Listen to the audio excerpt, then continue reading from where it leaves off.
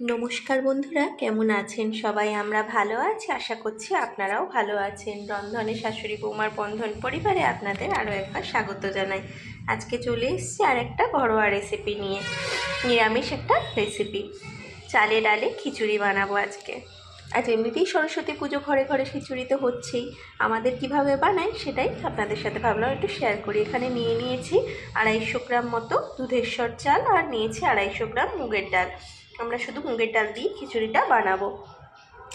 এবার আমরা চালটা ধুয়ে ভালো করে ভাতের হাঁড়িতে বসিয়ে দেবো, জল দিয়ে ভাতের মতো হতে।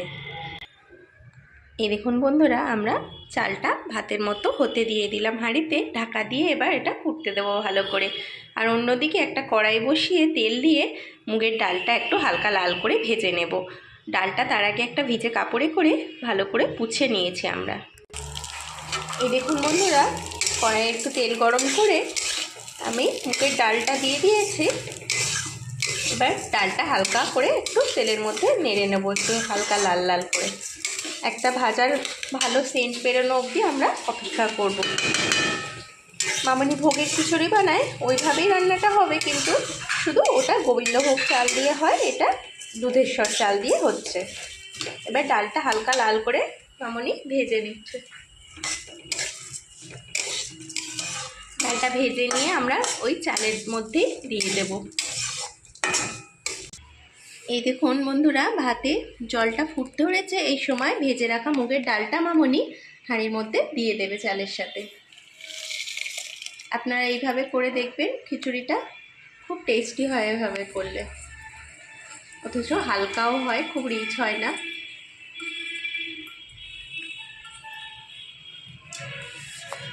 মামনি ডালটা দিয়ে এবার চালের সাথে ভালোভাবে মিশিয়ে দেবে। একটা হাতা দিয়ে ভালোভাবে মিশিয়ে নিচ্ছে। এবার এর মধ্যে দিয়ে দেবে, এই দেখুন বন্ধুরা, চাল ডালটা টকবক করে ফুটছে।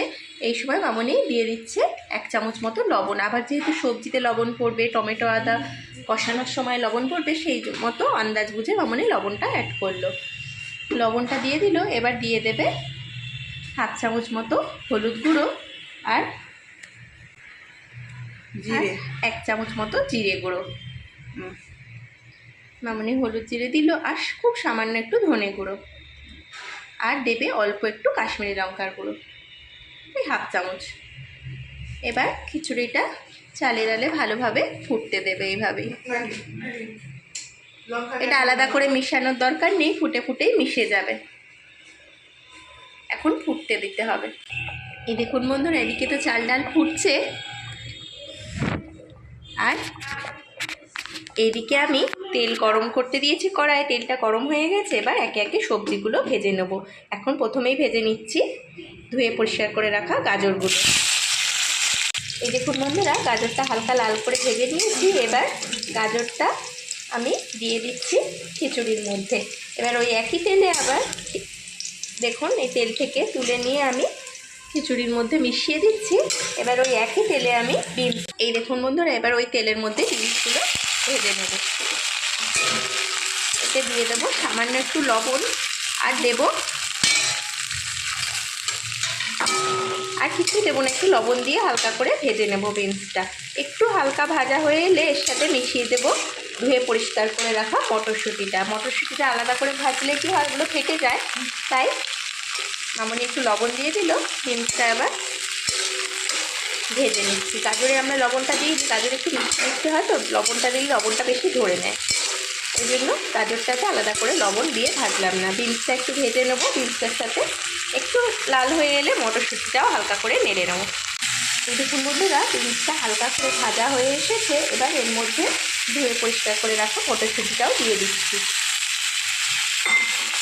আপনারা এইভাবে করে দেখবেন, খিচুড়িটা সত্যি খুব টেস্ট হয়, বেশ অন্যরকম একটা খেতে লাগে। ভোগের খিচুড়ি এইভাবেই বানানো হয় আমাদের, তাই ভাবলাম আপনাদের সাথে শেয়ার করি।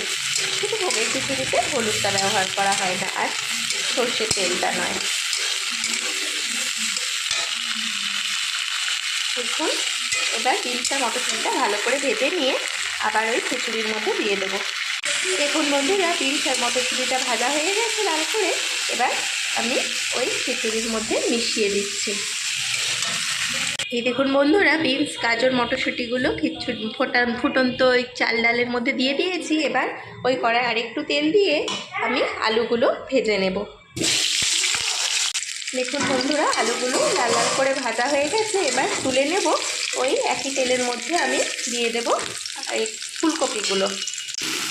দেখুন বন্ধুরা, এবার ওই তেলের মধ্যে ফুলকপিগুলো দিয়ে দিয়েছি। এর মধ্যে দেবো সামান্য একটু লবণ,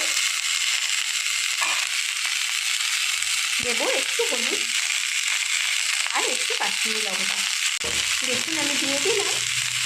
এবার একটু লাল লাল করে ফুলকপিটা ভেজে নেব। আর এদিকে দেখুন আমাদের খিচুড়িটাও ফুটছে। দেখুন বন্ধুরা, ফুলকপিটা লাল করে ভাজা হয়ে গেছে। এবার ওই ফুটন্ত খিচুড়ির মধ্যে ফুলকপিটাও দিয়ে দেব। এই দেখুন বন্ধুরা, ওই ভেজে নেওয়া সবজির কড়াতে দিয়ে দিচ্ছি দুটো শুকনো লঙ্কা আর দুটো তিনটে তেজপাতা।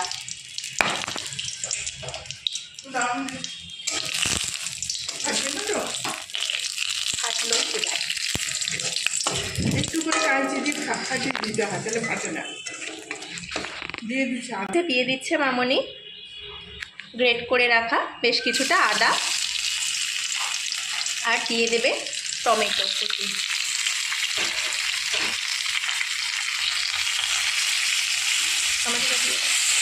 একটা বড় সাইজের পাকা টমেটো কুচানো ওই আদার মধ্যে দিয়ে দিল মামনি। এবার এটা একটু নাড়াচাড়া করে এর মধ্যে টমেটো আর আদাটা ভালো করে মিশ্রণটা পেস্ট হওয়ার জন্য দিয়ে দেবে আর একটু লবণ আর টেস্টের ব্যালেন্সের জন্য চিনি। খিচুড়িতে তো একটু মিষ্টি দিতেই হবে, না হলে টেস্টটা ঠিক আসে না। হয়নি লবণ দিয়ে দিল মামনি, আর দিয়ে দিচ্ছে টেস্টের ব্যালেন্সের জন্য সামান্য চিনি, 1 চামচ মতো। এবার এটা ভালোভাবে কষিয়ে নেবে। দেখুন বন্ধুরা, ওর মধ্যে দিয়ে দিচ্ছে সামান্য একটু গরম মশলা, 1 চামচেরও কম। নিরামিষ খিচুড়িতে একটু দিলে ভালো লাগে। এবার টমেটো আদাটা মসৃণ করে পেস্ট করে নেবে মামনি।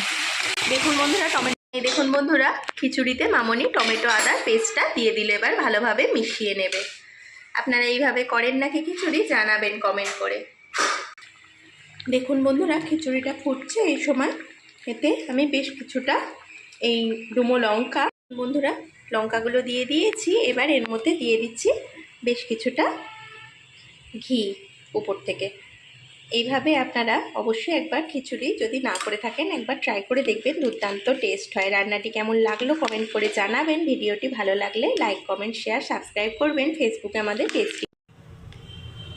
এই দেখুন বন্ধুরা, শীতের দুপুরে গরম গরম নিরামিষ খিচুড়ি একদম রেডি হয়ে গেছে পরিবেশনের জন্য। এবার এই খিচুড়ি শুধুও ভালো লাগে, আবার বেগুন ভাজা, পাঁপড় ভাজা, চাটনি যে কোনো কিছু দিয়েও পরিবেশন করতে পারেন আপনারা। নিরামিষ দিনে বলে বললাম, আবার আমিষ দিনে হলে ডিমের আমলেট দিয়েও খেতে ভালো লাগে। আমাদের তো বাড়িতে খিচুড়ি হলে আর কিছুই লাগে না, শুধু এমনিই খায় সবাই। একটু চাটনি হলেই হয়ে যায়। কেমন লাগলো অবশ্যই জানাবেন বন্ধুরা।